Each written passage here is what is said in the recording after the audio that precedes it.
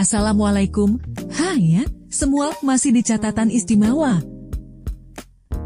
Bangsa Yahudi telah mengalami sejarah pengasingan dan penganiayaan yang panjang sejak era Perang Dunia II pada akhir abad ke-19 dan awal abad ke-20. Gerakan Zionisme muncul sebagai respons terhadap antisemitisme yang meluas di Eropa.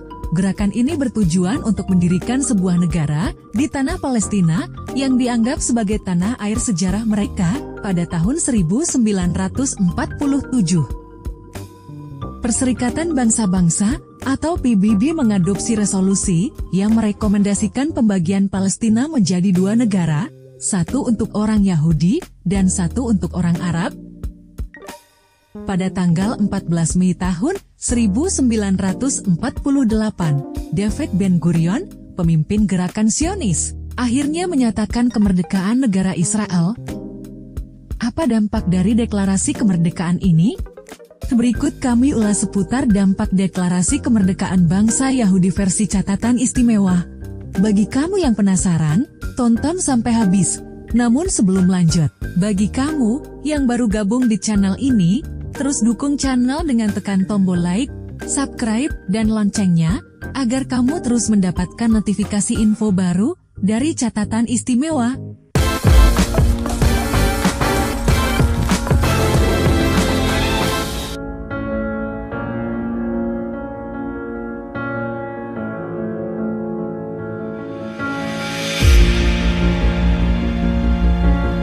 Pada tanggal 14 Mei tahun 1948, Israel mendeklarasikan kemerdekaan di tanah Palestina.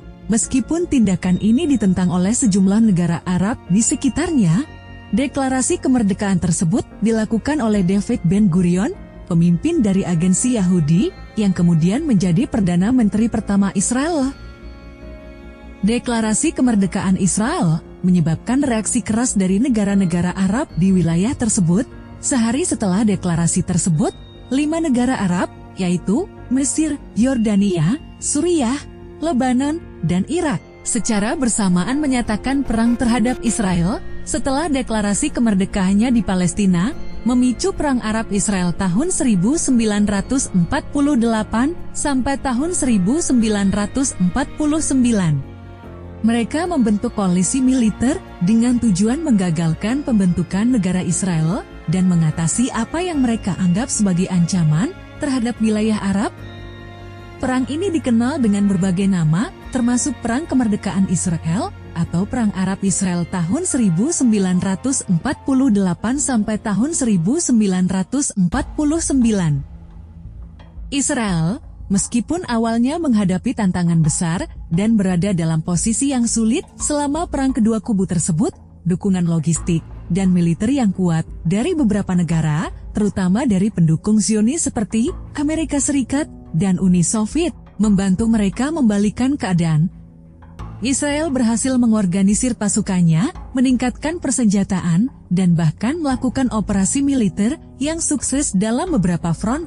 Meskipun perang berakhir dengan gencatan senjata dan terbentuknya perbatasan yang diakui secara internasional, pencapaian militer Israel dalam perang tersebut memainkan peran penting dalam pembentukan dan afirmasi negara baru tersebut.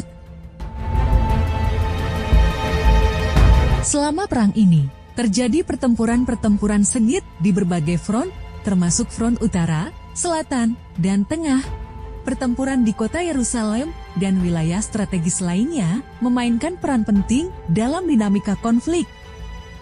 Perang ini berakhir pada tahun 1949 dengan penandatanganan gencatan senjata antara Israel dan negara-negara Arab.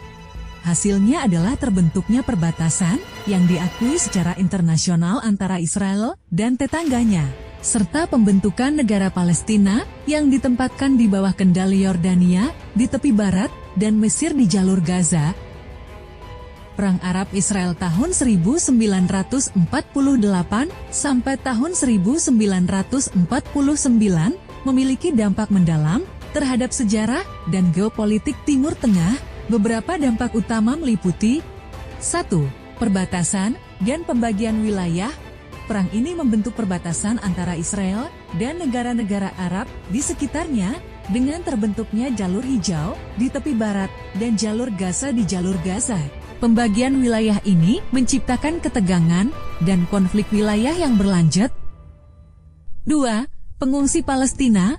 Puluhan ribu warga Palestina mengungsi selama perang ini, mengakibatkan masalah pengungsi yang kompleks yang masih menjadi isu penting dalam konflik Israel-Palestina hingga saat ini. 3. Dinamika konflik Arab-Israel. Perang ini menciptakan landasan bagi konflik Arab-Israel yang terus berlanjut. Gencatan senjata yang ditandatangani pada tahun 1949 tidak mengakhiri ketegangan dan konflik terus berkembang dengan peristiwa-peristiwa selanjutnya seperti Perang 6 Hari pada tahun 1967 dan Perang Yom Kippur pada tahun 1973. 4. Pentingnya Yerusalem. Pertempuran sengit di sekitar Yerusalem selama perang ini memberikan pentingnya politik dan agama Yerusalem dalam konflik yang masih menjadi titik pusat sengketa hingga saat ini. 5. Kedudukan Israel di mata internasional. Nah, kemenangan Israel dalam perang ini meningkatkan statusnya di mata komunitas internasional. Negara ini mulai diakui oleh beberapa negara dan menjadi faktor penting dalam politik regional. 6. Munculnya keamanan nasional Israel. Perang ini mendorong Israel untuk mengembangkan doktrin keamanan nasional yang fokus pada kekuatan militer dan kewaspadaan terhadap potensi ancaman regional. Dengan demikian, Perang Arab-Israel tahun 1948 sampai tahun 1949 tidak hanya membentuk perbatasan fisik, tetapi juga menciptakan landasan untuk dinamika konflik yang berkelanjutan di Timur Tengah hingga saat ini.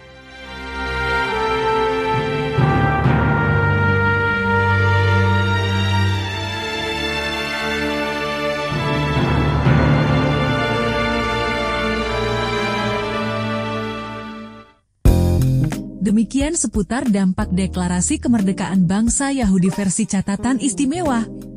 Bagi kamu yang punya tambahan atau koreksi seputar konflik Arab-Israel tersebut, tulis di kolom komentar ya. Sampai sini dulu, guys. Sampai bertemu kembali di catatan istimewa selanjutnya. Wassalam.